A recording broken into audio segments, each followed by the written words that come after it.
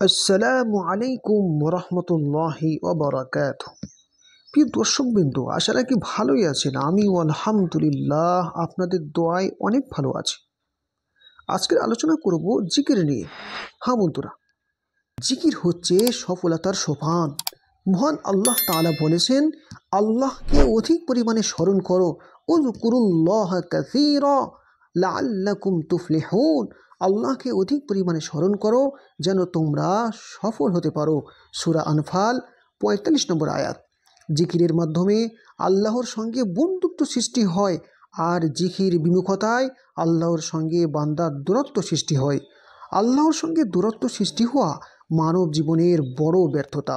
মহান আল্লাহ তাআলা বলেন, ইয়া আইয়ুহাল্লাযীনা আমানু লা তুলহিকুম আমওয়ালুকুম ওয়ালা আওলাদুকুম আন যিকরিল্লাহ ومن يفعل ذلك فأولئك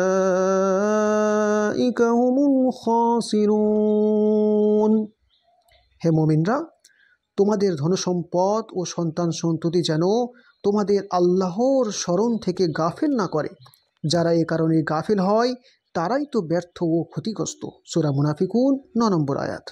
রাসূলুল্লাহ সাল্লাল্লাহু আলাইহি ওয়াসাল্লাম বলেন, ফরজ নামাজের পরে কয়েকটি কালিমা এমন আছে যেগুলো পাঠকারী ব্যর্থ হয় না। সে কালিমাগুলো হচ্ছে, প্রত্যেক ফরজ নামাজের পর ৩৩ বার সুবহানাল্লাহ, ৩৩ বার আলহামদুলিল্লাহ ও ৩৪ বার আল্লাহু আকবার বলা। মুসলিম শরীফ। বন্ধুরা, এবার আমরা জানব অধিক লাভের জিকির, যে জিকিরগুলো নিয়মিত করলে মহান আল্লাহ তাআলা আমাদের উপরে খুশি হবেন এবং নেকির পাল্লা ভারী হয়ে যাবে। প্রচুর পরিমাণে আস্তাগফিরুল্লাহ পাঠ করা। ফজিলত। মহান আল্লাহ তাআলা বলেন, নিশ্চয়ই আল্লাহ তাআলা তওবাকারীকে ভালোবাসেন। সূরা বাকারা। ইবনে আব্বাস রাদিয়াল্লাহু তাআলা আনহুমা থেকে বর্ণিত, রাসূলুল্লাহ সাল্লাল্লাহু আলাইহি ওয়াসাল্লাম বলেন, যে ব্যক্তি নিজের জন্য ইস্তিগফারকে অপরিহার্য করে নিল, আল্লাহ তাআলা তাকে যে কোনো সংকটে পথ দেখাবেন, যে কোনো ধরনের পেরেশানি ও দুশ্চিন্তা থেকে মুক্ত করবেন এবং তাকে এমন উৎস থেকে রিজিক দান করবেন যা সে কল্পনাও করতে পারবে না। বুখারী ও মুসলিম শরীফের হাদিস। প্রতিদিন কমপক্ষে ১০০ বার সুবহানাল্লাহ পাঠ করা। ফজিলত। ১০০ বার সুবহানাল্লাহ পাঠ করলে ১,০০০ সওয়াব লেখা হয় এবং ১,০০০ গুনাহ মাফ করা হয়। সুবহানাল্লাহ। মুসলিম শরীফের হাদিস। বেশি বেশি আলহামদুলিল্লাহ পাঠ করা। ফজিলত। আলহামদুলিল্লাহ মিজানের পাল্লাকে ভারী করে দেয় এবং সর্বোত্তম দোয়া। তিরমিজি ও ইবনে মাজাহ শরীফের হাদিস। বেশি বেশি লা ইলাহা ইল্লাল্লাহ পাঠ করা। ফজিলত। লা ইলাহা ইল্লাল্লাহ সর্বোত্তম জিকির। তিরমিজি শরীফ ও ইবনে মাজাহ শরীফের হাদিস। বেশি বেশি সুবহানাল্লাহ আলহামদুলিল্লাহ ওয়ালা ইলাহা ইল্লাল্লাহ আল্লাহু আকবার পাঠ করা। ফজিলত। সুবহানাল্লাহ আলহামদুলিল্লাহ ওয়ালা ইলাহা ইল্লাল্লাহ আল্লাহু আকবার, এই কালিমাগুলো আল্লাহর কাছে অধিক প্রিয় এবং নবী করিম সাল্লাল্লাহু আলাইহি ওয়াসাল্লাম বলেছেন, পৃথিবীর সব জিকিরের চেয়ে আমার কাছে অধিক প্রিয়। মুসলিম শরীফের হাদিস। প্রতিদিন কমপক্ষে ১০০ বার সুবহানাল্লাহি ওয়া বিহামদিহি পাঠ করা। সুবহানাল্লাহি ওয়া বিহামদিহি পাঠ করা। ফজিলত।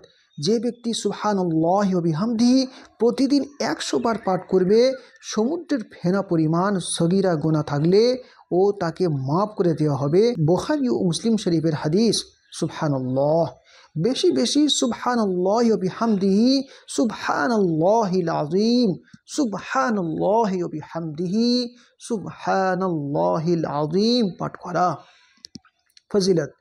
নবী সাল্লাল্লাহু আলাইহি ওয়াসাল্লাম বলেছেন, সুবহানাল্লাহি ওয়া বিহামদিহি সুবহানাল্লাহিল আযীম, এই কালিমাগুলো জিহ্বায় উচ্চারণে সহজ, মিজানের পাল্লায় ভারী, দয়াময় আল্লাহর কাছে প্রিয়। বুখারী ও মুসলিম শরীফের হাদিস। বেশি বেশি লা হাওলা ওয়ালা কুওয়াতা ইল্লা বিল্লাহ, লা হাওলা ওয়ালা কুওয়াতা ইল্লা বিল্লাহ পাঠ করা। ফজিলত। নবী সাল্লাল্লাহু আলাইহি ওয়াসাল্লাম বলেছেন, লা হাওলা ওয়ালা কুওয়াতা ইল্লা বিল্লাহ হচ্ছে জান্নাতের গুপ্তধনগুলোর মধ্যে একটি গুপ্তধন। বুখারী ও মুসলিম শরীফ। বেশি বেশি সুবহানাল্লাহি ওয়ালহামদুলিল্লাহি ওয়ালা ইলাহা ইল্লাল্লাহু আল্লাহু আকবার ওয়ালা হাওলা ওয়ালা কুওয়াতা ইল্লা বিল্লাহ পাঠ করা। ফজিলত, নবী সাল্লাল্লাহু আলাইহি ওয়াসাল্লাম বলেছেন, সুবহানাল্লাহি ওয়ালহামদুলিল্লাহি ওয়ালা ইলাহা ইল্লাল্লাহু আল্লাহু আকবার ওয়ালা হাওলা ওয়ালা কুওয়াতা ইল্লা বিল্লাহ। এই কালিমাগুলো হচ্ছে অবশিষ্ট নেক আমলগুলো। আহমদ ও মাজমাউল জাওয়াইদের হাদিস। অধিক পরিমাণে নবী করিম সাল্লাল্লাহু আলাইহি ওয়াসাল্লামের উপর দরুদ পাঠ করা। হ্যাঁ বন্ধুরা, কমপক্ষে সকালে 10 বার এবং বিকালে 10 বার। ফজিলত, নবী করিম সাল্লাল্লাহু আলাইহি ওয়াসাল্লাম বলেন, যে ব্যক্তি আমার প্রতি একবার দরুদ পাঠ করবে, আল্লাহ তাআলা তার প্রতি 10 বার রহমত বর্ষণ করবেন। সুবহানাল্লাহ। অন্যত্র তিনি বলেন, যে ব্যক্তি আমার প্রতি সকালে 10 বার এবং বিকালে 10 বার দরুদ পাঠ করবে, সে ব্যক্তি কিয়ামতের দিন আমার শাফাআত পাবে। সুবহানাল্লাহ, সুবহানাল্লাহ। বন্ধুরা, আজকের ভিডিওটি আমি মনে করি অনেক গুরুত্বপূর্ণ। দিনের স্বার্থে, নেকির স্বার্থে ভিডিওটা যত বেশি পারেন শেয়ার করবেন। ভালো থাকবেন। আসসালামু আলাইকুম ওয়া রাহমাতুল্লাহি ওয়া বারাকাতুহু।